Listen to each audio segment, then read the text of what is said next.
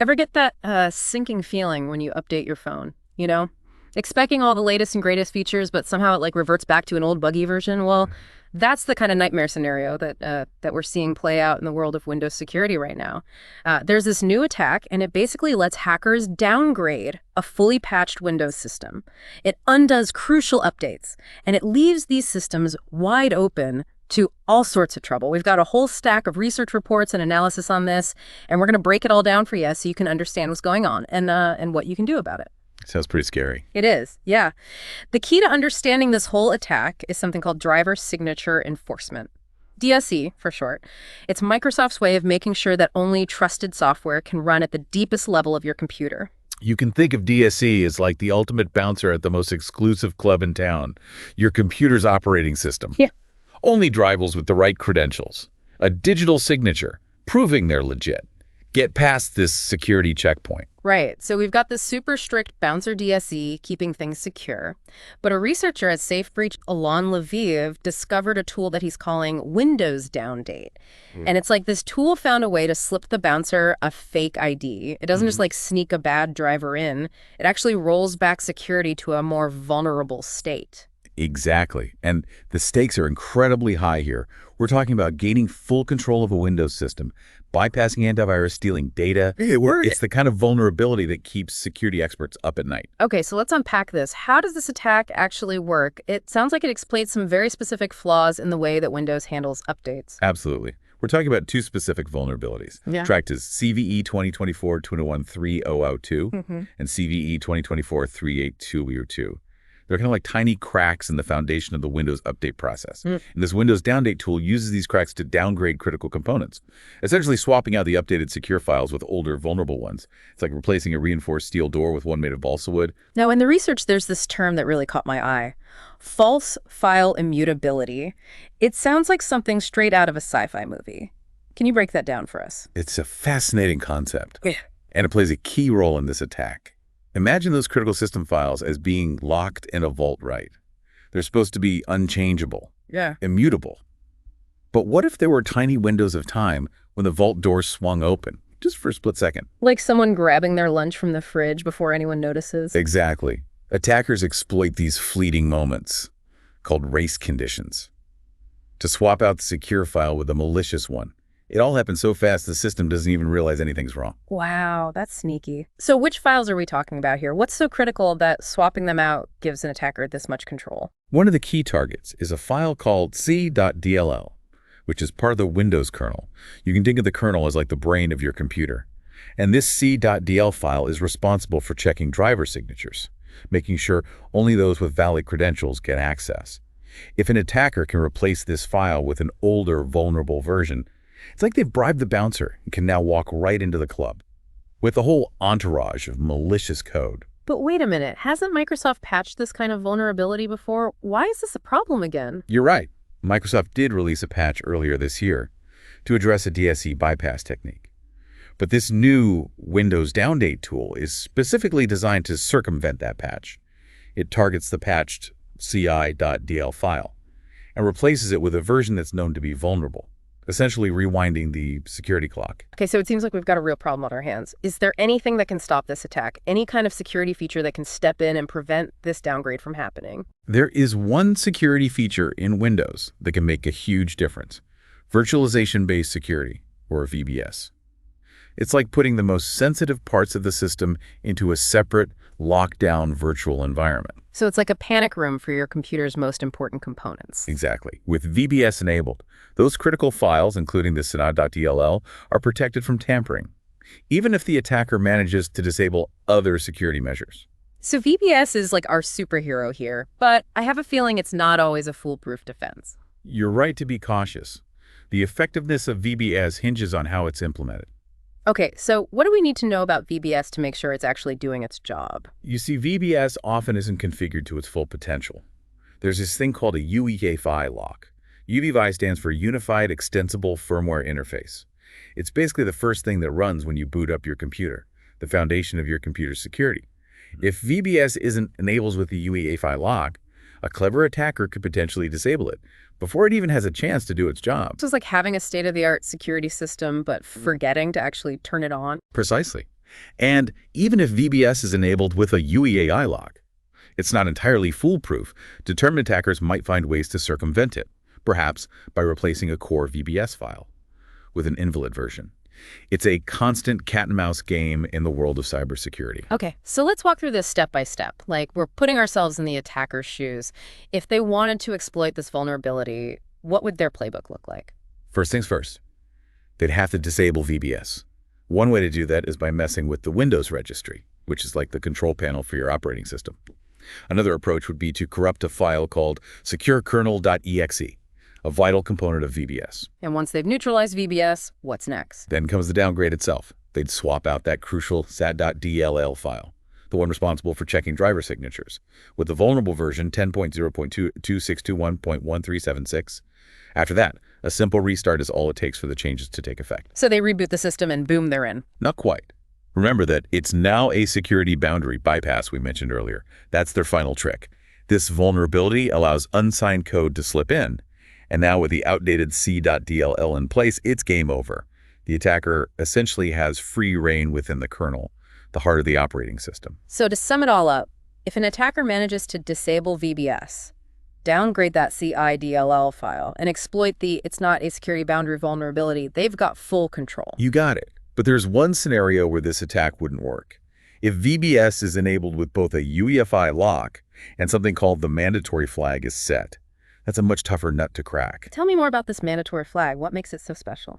Mandatory mode is like putting VBS on high alert. It forces your computer to refuse to boot.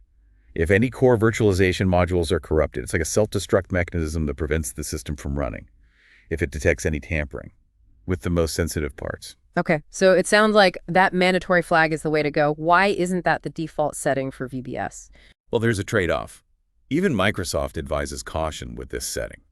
Because if there's a hiccup in the virtualization process for any reason, your computer won't boot. It's like setting your house alarm to be so sensitive that it goes off if a bird lands on a window, effective against intruders. But you might end up with a lot of false alarms. So for the average user, enabling VBS with a UEFI lock, but holding off on the mandatory flag might be the sweet spot. Exactly. It provides a strong layer of protection without making the system overly sensitive. This has been a lot to process. What are the key takeaways here? What can our listeners actually do about all of this right now? The most important thing is to make sure you have VBS enabled, ideally with the UEFI lock, and weigh the pros and cons of the mandatory flag. But this situation also highlights a broader issue. Security tools need to get better at detecting and preventing these kinds of downgrades, even for components that are supposed to be internal to the system. It's like realizing that the walls inside your house need to be just as strong as the ones facing the street, because someone might try to tunnel through them, instead of just breaking in through the front door. Precisely. And thankfully, Microsoft is aware of this vulnerability and is working on a security update to revoke outdated VBS system files. So it's like issuing a recall for all those faulty locks that were accidentally shipped out? That's a great analogy. But revoking such a large number of files is a complex process. There's always the risk that the fix could inadvertently create new problems. Yeah, I can see how that would be like performing surgery on a massive software system. You'd have to be incredibly careful not to sever any vital arteries. Exactly. Rigorous testing will be crucial to ensure that the update doesn't introduce instability into the system. So it sounds like we're in a bit of a waiting game for that update to roll out. What should listeners do in the meantime? Stay vigilant. Keep an eye out for updates from Microsoft. And in the meantime, make sure you have VBS enabled with that UEFI lock. So this Windows Downgrade tool, it seems like it's a real game changer, revealing a whole new level of vulnerability in Windows security. It definitely shines a light on how attackers are shifting their tactics. They're realizing that it's sometimes easier to exploit known weaknesses in older software than it is to find brand new vulnerabilities in fully patched systems. It's almost like they're saying, why bother breaking in through the front door when you can sneak in through a back window that was left unlocked years ago? That's a great way to put it. And it highlights a real challenge in the world of cybersecurity. How do we balance the need to constantly update our systems with the risk that those updates themselves could introduce new vulnerabilities or even be exploited by attackers? It's a tricky situation for sure. But it sounds like staying informed, enabling those key security features, and being mindful of the evolving threat landscape are the best defenses we have right now. Absolutely. And remember, security is a shared responsibility. We all need to play our part in protecting ourselves and our data. Well said. We'll be back in just a moment to discuss the broader implications of this attack for the future of Windows security and what it all means for you. Okay, so we've been kind of dissecting this Windows downgrade attack, right? Getting into like the nitty-gritty of how it all works. But I think it's time to like zoom out a bit and talk about the bigger picture here. What does this attack tell us about the future of Windows security? And what does it all mean for like the everyday user, you know? This attack really highlights a fundamental shift in the cybersecurity landscape, I think. We're moving away from that old model of security as just like building higher walls and stronger locks. Now we need to be thinking about the integrity of like the very foundation of our systems. So it's not enough to just keep the bad guys out. We also have to make sure they can't like mess with the building blocks themselves. Precisely. It's like, you wouldn't just build a house with flimsy materials, right? You'd want to make sure the beams, the foundation, Yeah. and everything is solid and can withstand pressure. Right. So how do we translate that to the world of computers? What are the building blocks we need to be extra careful about? We're talking about everything from the physical hardware to the software to the firmware, that underlying code that controls the hardware. We need security mechanisms that can detect and prevent tampering at like every level. So imagine you've got this fortress.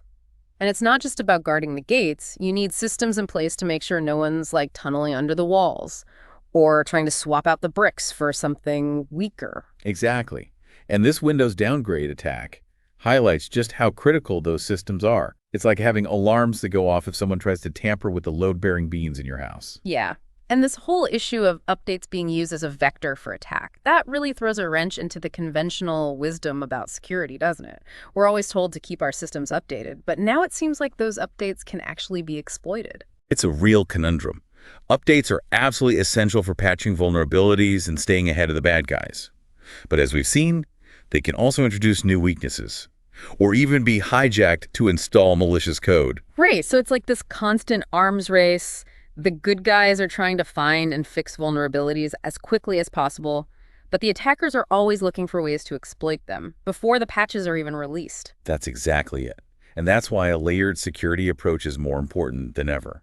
We can't rely on any single solution, whether it's firewalls, antivirus software, or even keeping our systems up to date. It's about having multiple lines of defense, so if one fails, the others are still there to protect you. Kind of like how a medieval castle had moats, walls, and guards, all working together to keep invaders out. That's a great analogy, and it highlights how important it is to be proactive about security. We can't just sit back and wait for something bad to happen. We need to be constantly learning, adapting, and evolving our defenses. So as we wrap up this deep dive into Windows downgrade attacks, what's the one message you want our listeners to take away from all of this? Stay vigilant, stay informed, and stay curious. Don't just blindly trust updates. Make sure you understand what they're doing and why. Enable those key security features like VBS and UEFI lock.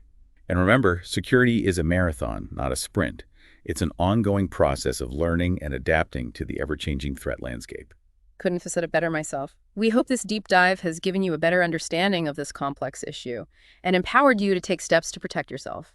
And remember, knowledge is power. The more you understand about the threats out there, the better equipped you'll be to defend against them. Thanks for joining us on the deep dive.